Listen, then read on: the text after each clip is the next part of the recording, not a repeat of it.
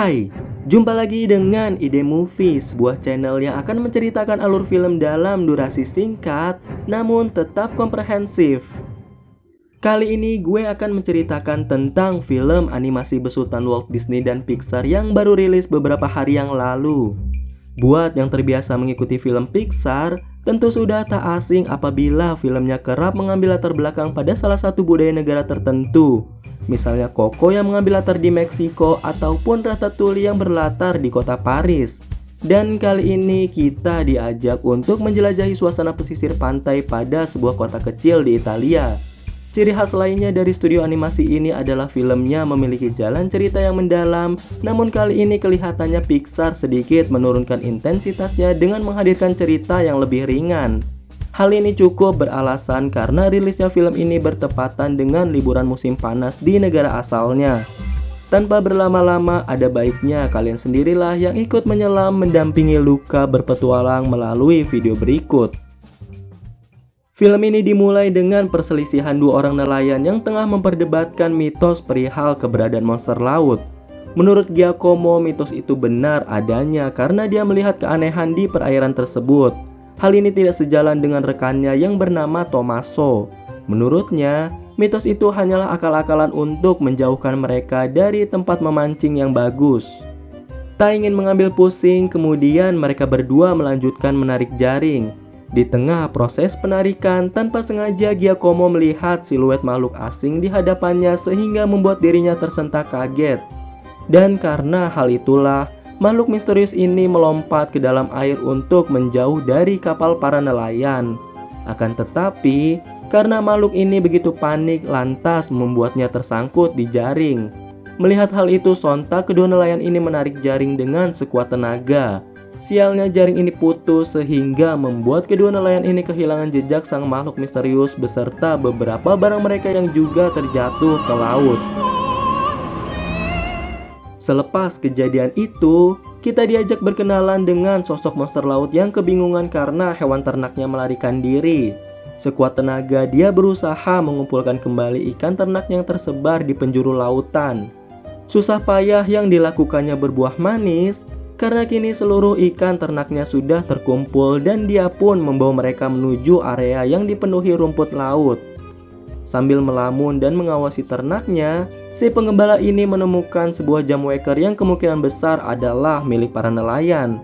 Awalnya dia ketakutan karena segala hal yang berhubungan dengan daratan adalah hal tabu bagi para monster laut.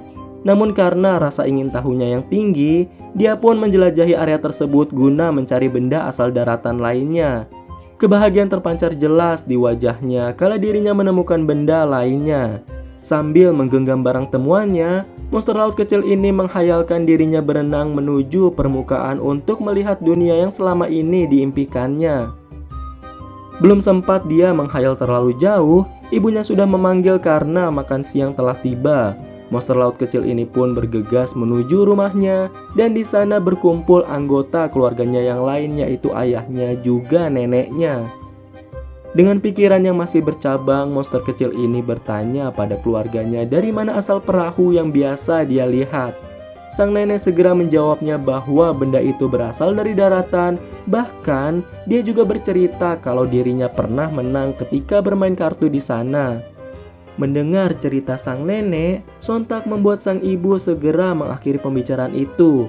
Menurutnya, itu adalah hal yang tidak boleh didengar dan tak lama setelah itu dia menyuruh monster kecil ini untuk kembali mengurus ikan-ikannya. Begitulah perkenalan kita dengan monster kecil yang bernama Luca dan juga anggota keluarganya. Akibat cerita neneknya, Luca semakin bersemangat mencari barang yang berasal dari daratan. Di tengah pencariannya tersebut, tanpa sengaja dia bertemu dengan seorang penyelam yang memegang harpun di tangannya. Luca yang terkejut segera berenang secepat kilat dan bersembunyi di antara bebatuan. Untungnya, penyelam ini bukanlah manusia melainkan seorang monster laut yang bernama Alberto. Luca kemudian mengikuti Alberto hingga sampailah dirinya di perbatasan antara daratan dan lautan. Keraguan sempat menghampiri pikirannya, tapi dengan cepat Alberto menarik Luca sehingga membuat dirinya terjatuh di atas kerikil dan mengakibatkan dirinya berubah menjadi manusia. First time? Beberapa saat Luka tampak kagum dan terpesona dengan keindahan pemandangan yang ada di permukaan. Dan secepat itu juga, dia tersadar bahwa permukaan bukanlah tempat bagi monster laut. Jadi dia memutuskan untuk segera kembali ke bawah laut, namun pikiran bawah sadarnya berkata lain. Keesokan harinya Luka memutuskan untuk kembali menuju permukaan setelah sebelumnya dia membuat sebuah gembala pengganti dirinya yang dinamakan Smuka. Sesampainya di daratan, keadaan tak berjalan mudah karena dia harus menyesuaikan dengan penampilan barunya. Untuk kali pertama, dirinya belajar menggerakkan kaki agar bisa berjalan menggunakannya. Setelah menguasai ilmu dasar menjadi manusia, Luka kemudian berkeliling sambil melihat-lihat barang yang dimiliki Alberto. Disinilah dia begitu tertarik dengan sebuah lukisan bergambar Vespa. Alasan Luka begitu tertarik adalah karena Alberto memberitahunya bahwa Vespa ini bisa membawa dirinya ke seluruh penjuru dunia. Sontak imajinasi kembali hadir dalam pikiran Luka sehingga membuat dirinya mengusulkan untuk membuat Vespa sendiri dengan berbagai benda yang selama ini dikumpulkan kawannya tersebut. Dan pada akhirnya mereka berdua berhasil membuat Vespa yang selama ini diimpikan. Setelah seharian penuh menghabiskan waktu bersama Alberto, Luka baru sadar bahwa dia harus kembali ke rumahnya. Sesampainya di rumah, dia sudah ditunggu oleh ibunya yang menanyakan dari mana saja dia seharian ini. Luka tampak kebingungan mencari alasan. Untunglah, neneknya membantu dan mengatakan bahwa dia menyuruh Luka untuk mencari teripang. Lantas Luka begitu berterima kasih pada neneknya dan dia pun tak sabar untuk kembali berpetualang bersama Alberto di permukaan. Hari berikutnya Luka semakin sibuk menghabiskan hari bersama dengan Alberto. Dari pagi hingga matahari terbenam, hal-hal baru selalu mereka lakukan. Sampai tibalah saatnya mereka mencoba menaiki Vespa rakitannya. Dengan berboncengan, Luka dan Alberto mengendarai Vespa menuruni bukit dan melayang di udara sebelum akhirnya mereka terjatuh di perairan. Meski kebahagiaan Luka terbilang sebentar, tapi dia benar-benar menikmati pengalamannya mengendarai Vespa barunya. Tanpa terasa, Luka tertidur saking gembiranya. Dan begitu terbangun, dia pun bergegas kembali ke rumahnya. Namun di sana telah menunggu ibunya dengan raut wajahnya yang menyeramkan.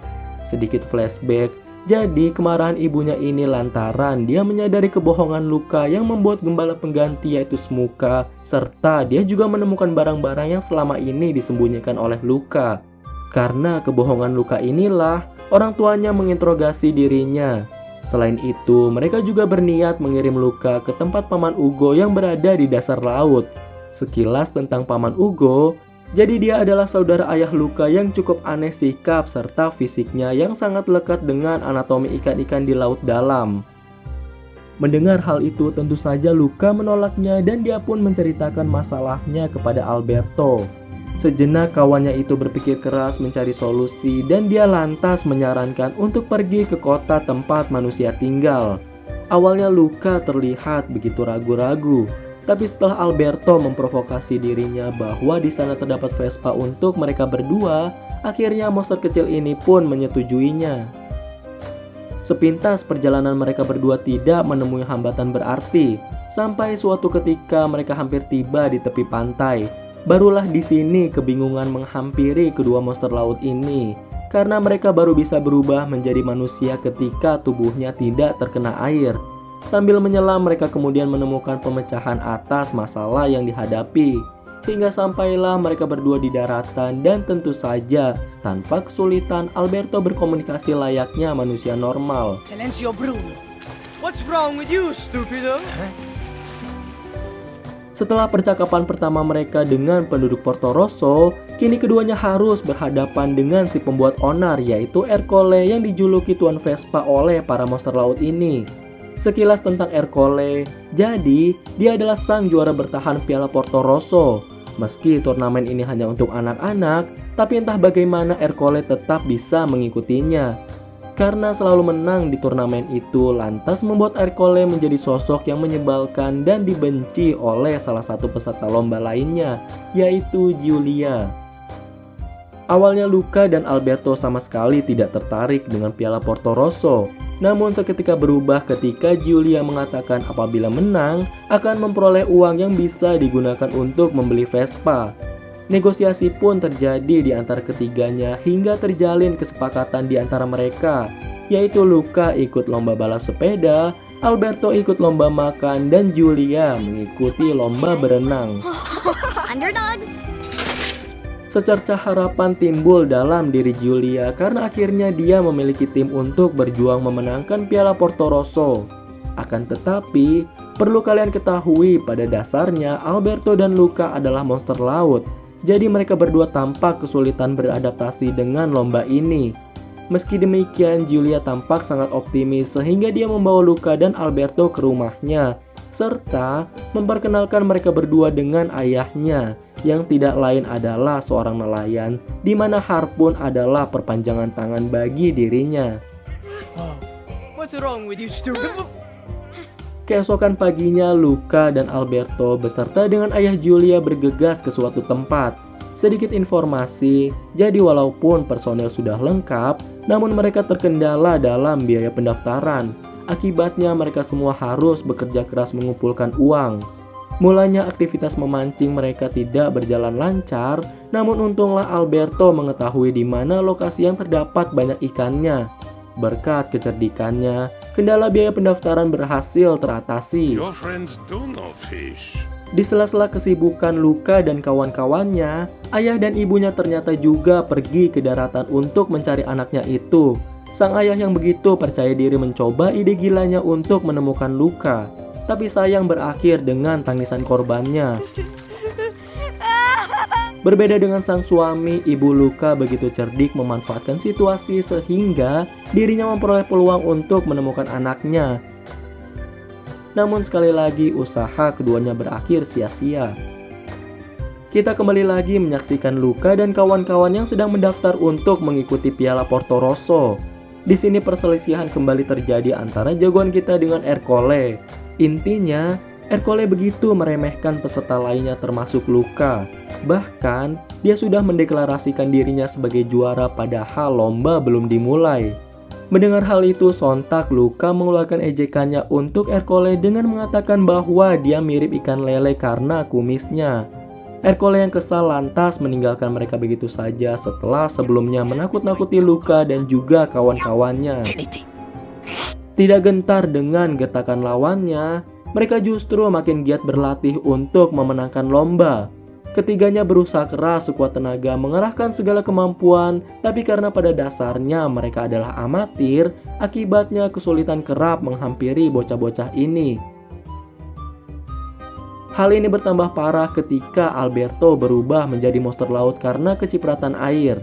Untunglah tidak ada yang menyaksikan hal ini. Ngomong-ngomong tentang kecipratan, Luca dan Alberto telah beberapa kali menjadi incaran kucing milik Giulia. Highlightnya adalah sebagai berikut. Terlepas dari perbedaan fisik mereka, keakraban mulai muncul khususnya antara Luca dan Giulia. Keduanya kerap menghabiskan waktu bersama lantaran mereka sangat tertarik dengan ilmu pengetahuan. Hal ini sedikit menimbulkan kecemburuan pada diri Alberto. Bahkan, perdebatan mulai terjadi antara Luca dan Alberto. Salah satu pemicunya adalah ketika Luca mengatakan apabila dirinya ingin bersekolah. Seketika itu juga Alberto mengatakan pada Luca bahwa monster laut seperti mereka tidak akan bisa diterima oleh manusia. Luca, sea monsters can't go to school. Setelah perselisihan pada malam sebelumnya, mereka berdua kembali fokus melanjutkan latihannya. Berbagai upaya dilakukan hingga akhirnya tubuh mereka tak sanggup menahan kelelahan yang dirasa. Melihat kawan-kawannya kelelahan, sontak Giulia memberikan ramuan ajaib dan beginilah reaksinya apabila diberikan kepada ikan. Espresso. Kita beralih sebentar menuju ayah dan ibu Luca. Terlihat akhirnya mereka berdua mempunyai teknologi mutakhir untuk menemukan anaknya. Tapi tak seperti suaminya, dirinya tampak begitu murung menyalahkan dirinya atas kepergian Luca. Suaminya kemudian menghiburnya dan disinilah mereka bertemu dengan anaknya tersebut. Secepat kilat Luca mengayuh sepedanya hingga tibalah mereka di atas bukit. Luca yang sedikit takut menuruni bukit itu mulai mengalihkan pembicaraan dengan kembali mengutarakan keinginannya untuk bersekolah. Alberto yang kurang senang dengan pembicaraan itu sontak bertingkah bosi dan mengambil alih kemudi sepeda Luca. Menurut anggapannya, sedikit dorongan bisa membangkitkan keberanian Luca, sekaligus mengambil kembali kepercayaan Luca pada dirinya. Usaha Alberto ternyata tak berjalan mulus karena untuk kesekian kalinya perselisihan kembali terjadi antara mereka. Giulia kemudian datang berusaha menengahi keduanya, namun kesabaran Alberto sudah habis akibat Luca yang terus-menerus berkata tentang sekolah. Alhasil Alberto melompat ke dalam air dan menunjukkan sosok dirinya yang sesungguhnya. Perbuatan Alberto itu adalah untuk menyadarkan Luca bahwa manusia tidak akan menerima monster laut seperti dirinya. Bukannya tersadar, justru dirinya malah mengkhianati sahabatnya dan berteriak kepadanya sehingga mau tidak mau Alberto berenang menjauh dari tepi pantai. Sekembalinya mereka berdua ke rumah, Giulia yang syok berusaha ditenangkan oleh Luca. Tapi bukannya menenangkan, Luca terlihat begitu panik sehingga refleks Giulia menyiramkan air untuk membuat Luca tenang. Disinilah akhirnya identitas Luca terbongkar dan saat itu juga Giulia menyuruhnya untuk pergi, bukan untuk mengusirnya melainkan menyelamatkannya karena Porto Rosso bukanlah tempat yang aman bagi dirinya. Pasca diusir, Luca terlihat begitu murung menatap gelapnya pantai di malam hari. Tanpa disadari, ide brilian muncul di kepalanya dan dia pun memutuskan untuk mengikuti Piala Porto Rosso. Namun bukan berlomba bersama tim yang dibentuk, melainkan berlomba atas namanya sendiri. Lomba pertama yaitu berenang dimulai. Dengan menggunakan baju selam milik Alberto, Luca berusaha membantu Giulia. Karena bantuannya inilah, Giulia berhasil menyelesaikan lomba pertama dan kini dia sedang bergegas menuju lomba kedua yaitu lomba makan. Setelah Giulia berhasil menyelesaikan lomba makan, dia pun segera mengayuh sepedanya untuk mengikuti lomba ketiga yaitu balap sepeda. Tentu saja diikuti Luca yang berusaha membantunya dari belakang. Akan tetapi, tampaknya alam tidak berpihak pada mereka berdua. Karena secara tiba-tiba hujan turun sehingga membuat Luca harus berteduh agar dirinya tidak berubah menjadi monster laut. Di tengah kebingungannya tersebut, secara mengejutkan Alberto datang sambil membawa payung. Sialnya Ercole juga melihatnya dan dia menendang Alberto hingga terjatuh. Akibatnya, Alberto berubah menjadi monster laut dan seluruh yang menyaksikannya terkejut seraya bergegas menangkapnya termasuk Ercole. Melihat temannya yang berada dalam kesulitan, Luca memantapkan hatinya dan tanpa ragu menolongnya. Ercole makin terkejut kala menyaksikan dua monster laut di hadapannya, sehingga dia mengejar mereka berdua sambil mengarahkan harpun miliknya. Kejar-kejaran pun terjadi antara mereka termasuk Giulia di dalamnya. Merasa mendapat celah, Giulia kemudian menendang sepeda Ercole untuk menyelamatkan Luca dan Alberto tanpa memperhitungkan konsekuensinya. Untungnya, Luca dan Alberto sigap menolong dirinya. Tapi karena hal ini, keduanya kini disaksikan oleh seluruh penduduk Porto Rosso yang berniat menangkap mereka berdua. Namun di luar dugaan, ayah Giulia membela mereka dan mendeklarasikan keduanya sebagai pemenang lomba Porto Rosso. Mendengar hal itu, Ercole tidak berdiam begitu saja meskipun pada akhirnya para pendukungnya mulai meninggalkannya dan menerima keberadaan Luca serta Alberto.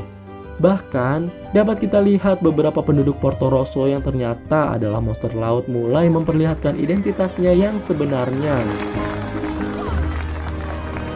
Setelah semua berakhir bahagia, di penghujung film kita menyaksikan orang tua Luca yang mulai luluh hatinya dan membatalkan niat mereka untuk mengirim Luca ke tempat paman Ugo. Bahkan, tanpa disangka-sangka, mereka mengizinkan Luca untuk pergi bersekolah bersama dengan Giulia. Begitupun dengan Alberto yang sejak pertengahan film sangat menentang keras pemikiran Luca. Kini dia merelakan temannya serta Vespa yang baru dibelinya untuk kemudian ditukar dengan tiket kereta menuju Genova. Sontak suasana haru mengiringi kepergian Luca khususnya pada diri Alberto. Namun dengan sikapnya yang telah semakin dewasa, dia tampak begitu ikhlas melepas kepergian Luca.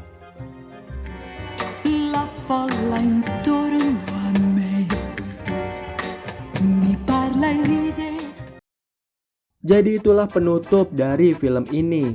Film yang mendorong penontonnya untuk melangkah keluar dari zona nyaman tampaknya dapat menjadi hiburan yang menarik untuk bulan ini. Tapi bagi yang berekspektasi lebih, gue saranin untuk mengurungkan hal itu, karena melihat jalan ceritanya ringan, pastinya esensi film ini adalah untuk menemani waktu liburan bersama dengan keluarga. Dan seperti kebanyakan film Pixar lainnya, kualitas visual yang penuh dengan warna begitu kompak tersaji dalam film ini. Demikianlah konklusi serta sedikit impresi dari gue. Terima kasih untuk semua yang sudah menonton sampai habis. Semoga kalian terhibur. Share video ini jika suka dengan kontennya, dan tinggalkan komentar jika ada yang kurang dari penyampaian gue. Akhir kata gue pamit, happy watching and see you in next video.